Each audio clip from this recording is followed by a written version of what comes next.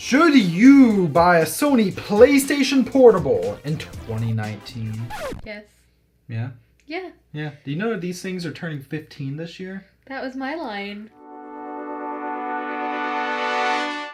Hi, and welcome to Stuff We Play. However, everything weird and retro, and if that sounds cool to you, like and subscribe. So today we're talking about the Sony PSP, the PlayStation Portable. You probably assumed that when we said PSP. So this is a console both of us have some history with. I got this for Christmas one year in 2008 because I really wanted Mega Man Powered Up and Maverick Hunter X, and you're showing up late here at Starbucks.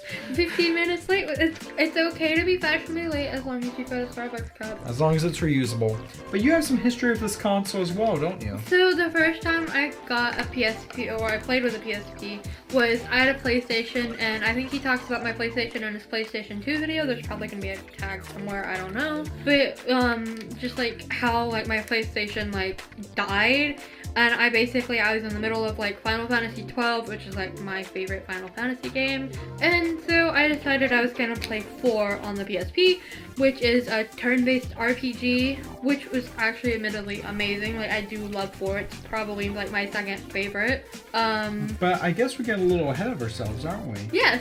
Yeah, so today we're actually going over 3 different categories, as we usually segment these videos. Of course, we're going over hardware and software, but we decided to do something a little interesting for the final category. So, one of the big playground rivalries from when we were a kid, or whether you should buy a Nintendo DS or a PSP.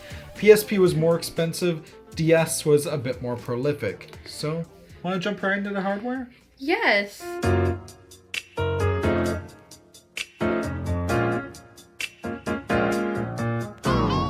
So announced at E3 in 2003, it was released in Japan in 2004, and the rest of the world in 2005. Though it's weird because a lot of people, like, they really think this thing was a failure because the DS sold over 150 million units.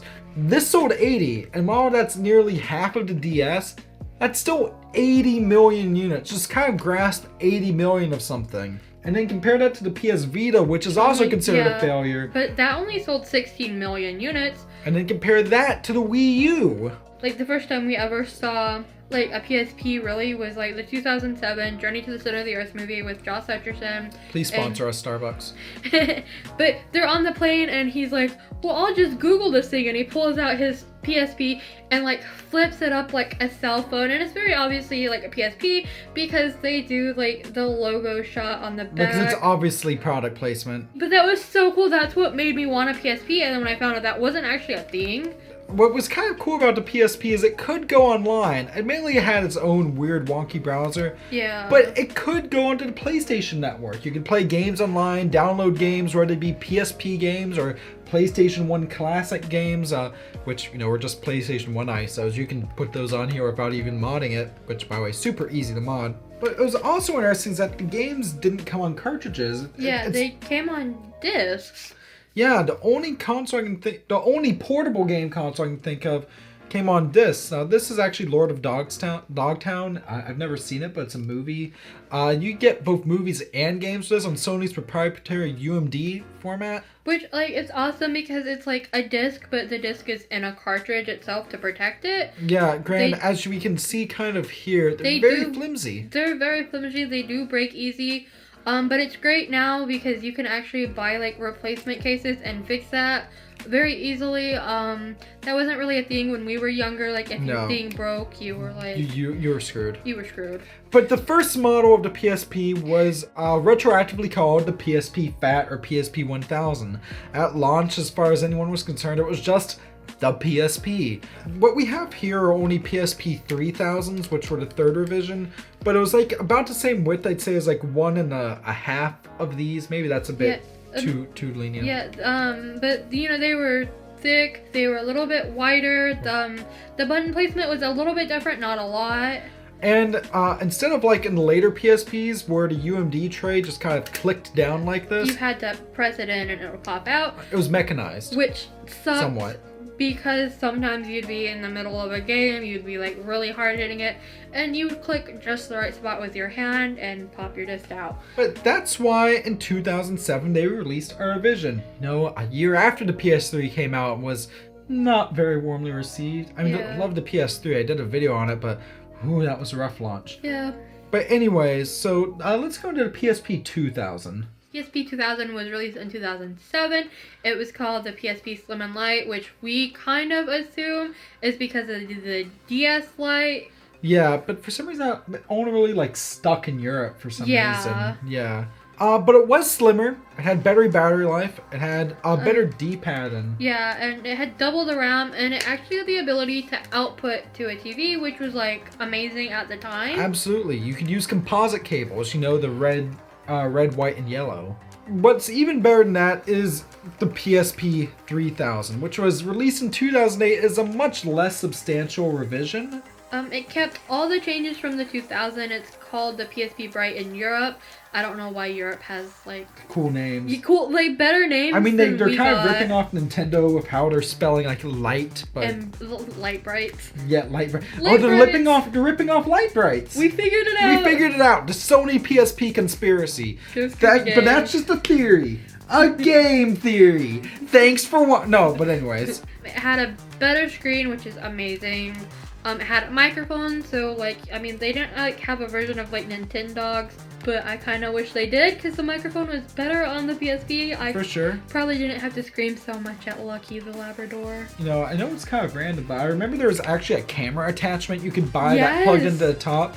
Because it just you could just plug it into like a PC or something using a standard mini USB cable. And then, hooray for piracy. Yeah. But and then it also had the ability to like output using component cables instead of composite. Yeah, it's not perfect. You still have to use Sony's crappy, you know, memory sticks, which, by the way, proprietary memory cards, boo. If you can, and if I can find a link to it, on Amazon a while back, I bought a third-party one of those with slots for 2 micro SD cards. It supports up to 2 64 gig ones, I think. It's great. I love that thing, especially on this one, which is modded, and all the cool modded PSP things you can do that I won't go into. Please don't sue us, Nintendo. If we were continuing with the different versions, why don't we talk about the most controversial one? The PSP Go, which was released in 2009, and despite being incredibly sleek and kind of sexy for a game console, it's like a Motorola Razr had sex with like a phone with really nice, like with a really nice flip out keyboard. Yeah, it was basically like the console they sold you when you watched Journey to the Center of the Earth. It had the slide out controls. They were really stressing that internet functionality. Because that's really all it got. It couldn't play games off UMD discs. You had to connect it online and download them off the PlayStation Network. Or mod it. But, you know. Yeah. It's now one of the like more like rarer, like more expensive PSP models. And it's not really worth our time or yours. No, I mean, don't get me wrong, the slide out controller's like amazing and it feels great. But the thing is, like, while PSP 3000 I see normally runs you like around what, $60 would you say? 60 maybe. 50 on a good day. You know, you might find them at a thrift shop for 15. The PSP Go is like $100 if you find them. Maybe it's less in the States or in Canada. But I don't know, I can't justify it. And neither can I justify the last model of the PSP, which for some reason was only released in Europe. It was called the PSP E1000 or the PSP Street. It was a stripped down PSP that was released in 2012, which was like such a weird time for a PSP to be released. I feel like they were maybe trying to revive it. That was around the same time as the Vita, yeah? I don't know if it was the same time around the Vita, but I know it's like right around like 3DS being like really... Yeah, because that was 2011. Yeah, like I think they were trying to like revive the PSP because the 3DS did come out and it was amazing, but the PSP Street was a stripped down PSP. It couldn't go online. It was built to a cost. It was very like low quality. And it's so odd because we had the PSP that could only go online and then the one that couldn't go online. And it's weird because both seem like Sony attempting to pull a Wii Mini where it's like, what are you doing? It's what you loved about it, except we took out all this other stuff that you liked as well. Yeah, I remember Spawnwave did this really great video on the Wii Mini where it's like, this would have been a great buy at $100 if you could still watch Netflix on it. Yeah. Yeah, and that's the thing with both of these, because it's like Sony like, okay, well, it's like a regular PSP except it can't play physical games. And with this one, it's like, well, it's like a regular PSP, but it's all stripped down and whatnot, even though you can probably buy a used one for the same price or less. Really don't get the point of the E1000. But what I do get the point of are some really nice special editions. So, we have that Darth Vader one you don't really like. Yeah, so basically with the PSP like special editions, where they did this one, which is the Hannah Montana one. It is a lavender, sparkly, like very nice. But here's the thing. There's some really great PSPs, but like there's a really cool Monster Hunter one.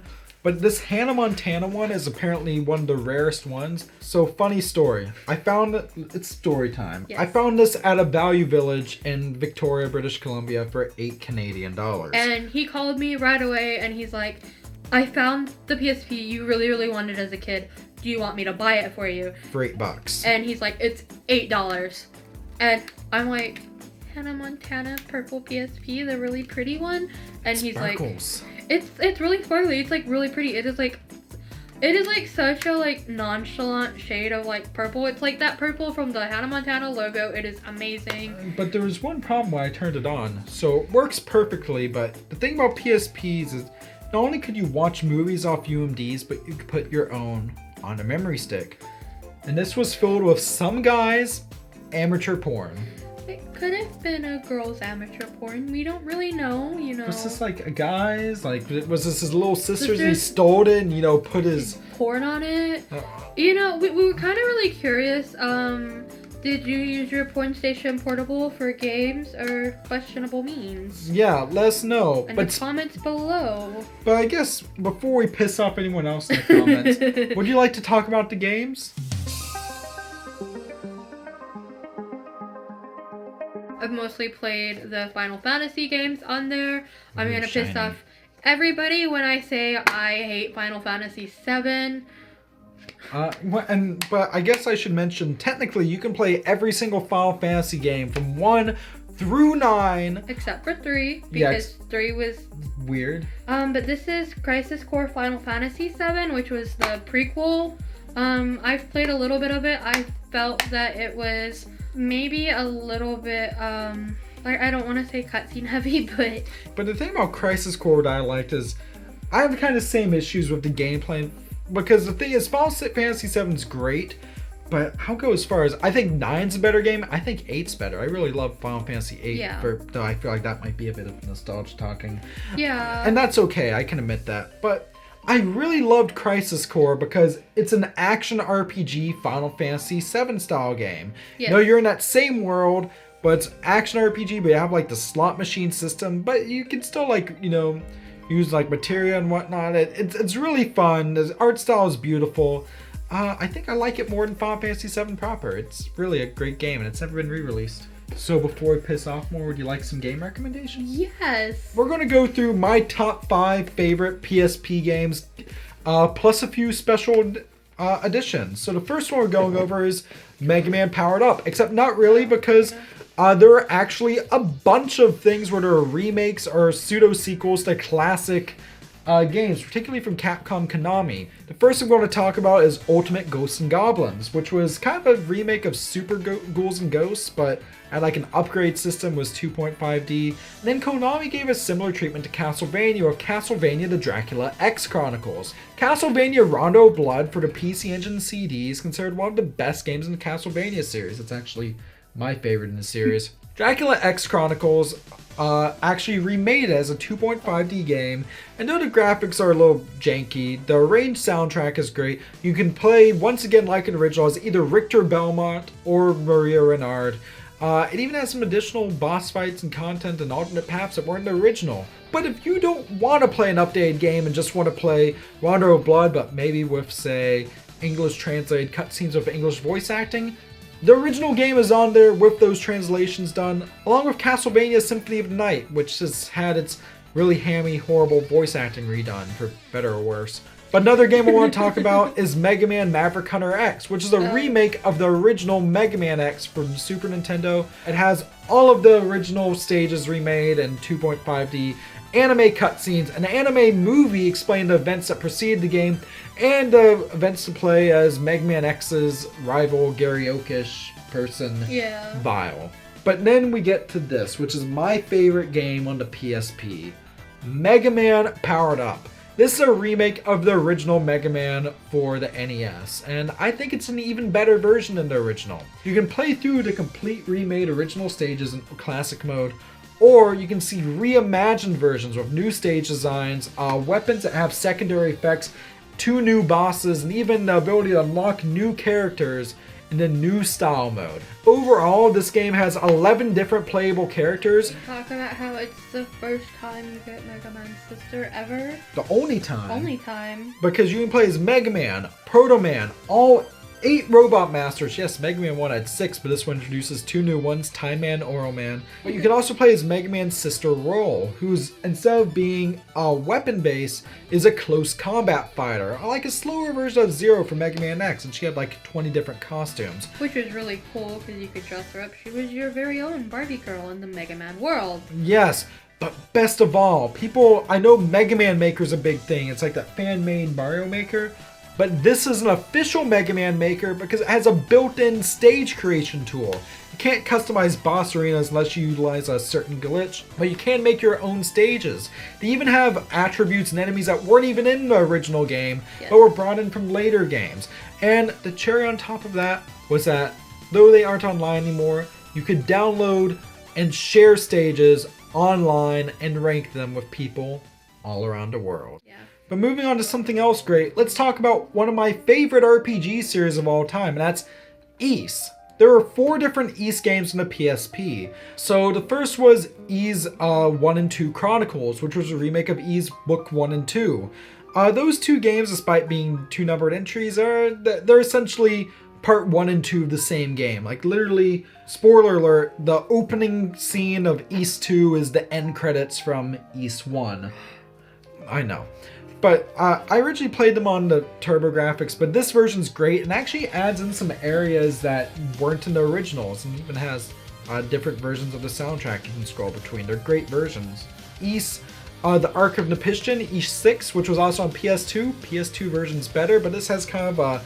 It's portable. Yeah, it's portable, though it's kind of cropped in more. Yeah. But it's not quite as fluid as the next game on the PSP, which was Ys, the Feghana. Which is, I think, the one most people do talk about if you hear Ys. Oh, absolutely. It's wonderful. It's a remake of Ys 3, which I liked. A lot of people didn't because it was a side-scroller, kind of like Zelda 2.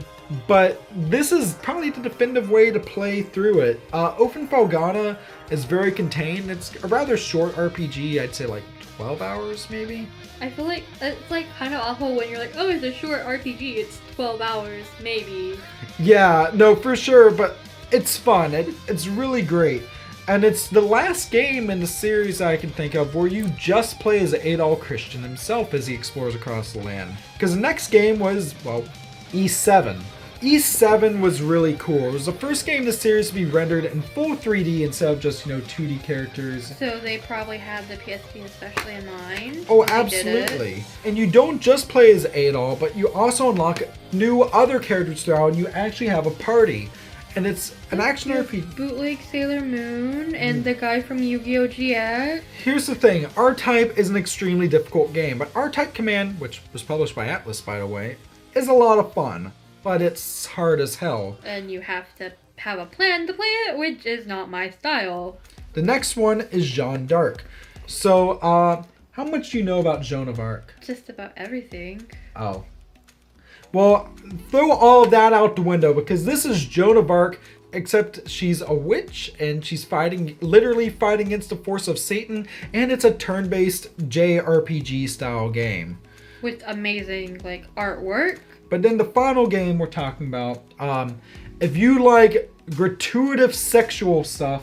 And anime titties. Yeah, anime titties and volleyball, then try Dead or Alive Paradise. We've played Dead or Alive Extreme 3 on PS4 for date nights, actually, haven't we, love? It has jiggle physics. So if you like girls from the Dead or Alive fighting games and you like gratuitous titty, Yeah. And volleyball. I guess there's volleyball in there. There's also some like anime booty shots, which is awesome if you're an ass man.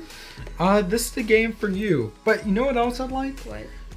Ripping open age-old wounds. So let's decide. Should you buy A PlayStation or Portable. should you buy a Nintendo DS? That was a very janky transition, but let's keep it. Yeah.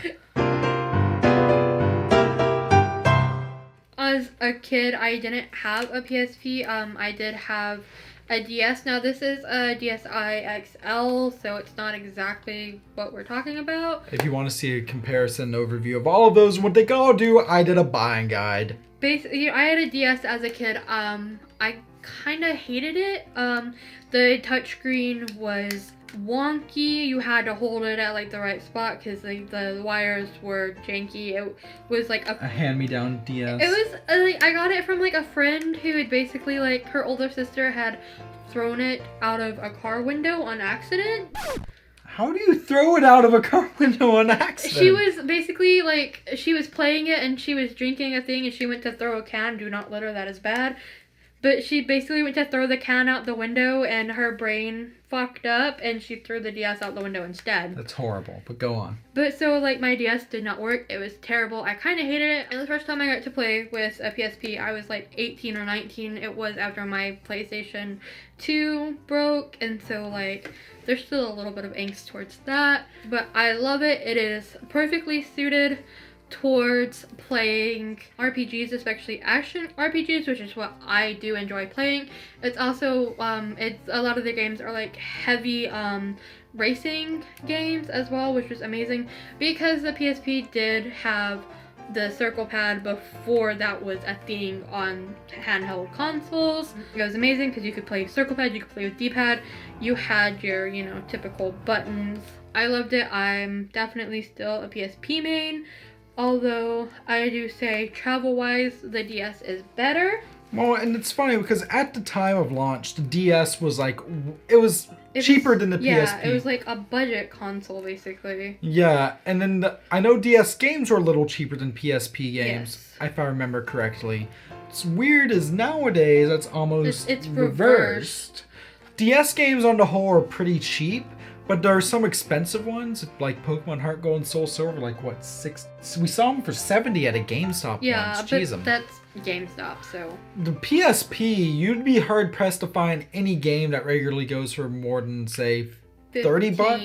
The 15 on like the high end of the low spectrum. And I mean up to like 30 maybe. Like I think the most I paid for one the past 5 years is 30, and that was for one of the East games compared. Yeah. PSP is routinely about $60 now for the 3000, which is like the best model you can get. And here's the thing, even though I've had laser issues on them, as I said, you're more likely to find issues with UMD cases or cracked UMDs.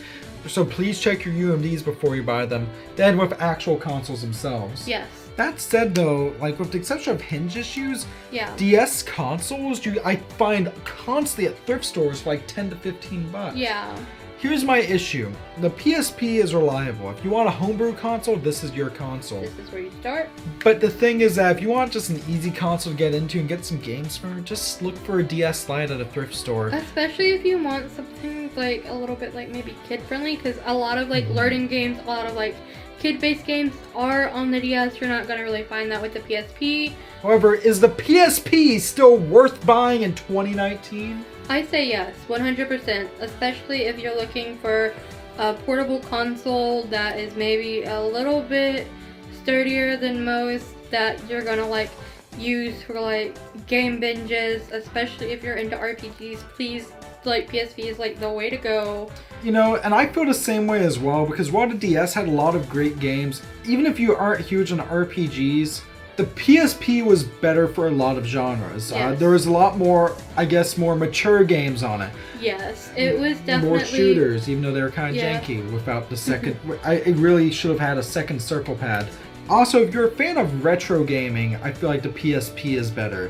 Because you have so many retro throwback and like continuations, and also it's just easy to mod. You can play actually a lot of really cool homebrew stuff. Like, I remember I did my Sonic Metrics vid, which if it's not linked here, then you can certainly find it on my just channel page itself. There is actually a version of that, Sonic Project Metrics, which was made by Stealth, who's one of the minds behind the incredible Sonic Mania, where he made a demo fan Sonic game that could run on either the Wii or the homebrewed PSP, and I just think that's really incredible. Neat. So what we're saying is, should you buy a PSP in 2019? Say it with me, love. Definitely. Absolutely yes. So with that, that's it for today's video. So thanks to my boyfriend for coming along for this video. Thank you for inviting me. I know I suggested this video actually when we started dating about 3 years ago. Only been 3 years. It's only been 3 years. But, you know, like, subscribe, follow, do what you do. Leave us a comment down below what you think on the PSP versus DS. Do you think the PSP is worth it? Do you think the DS is worth it? What would you like to see from us in the future? Rep that merch. And always, of course, smash please, that like button. please, do check out our merch store. And with that, thank you very much for watching. Stay classy, and we'll see you next time. You really want to rep that merch. Yeah.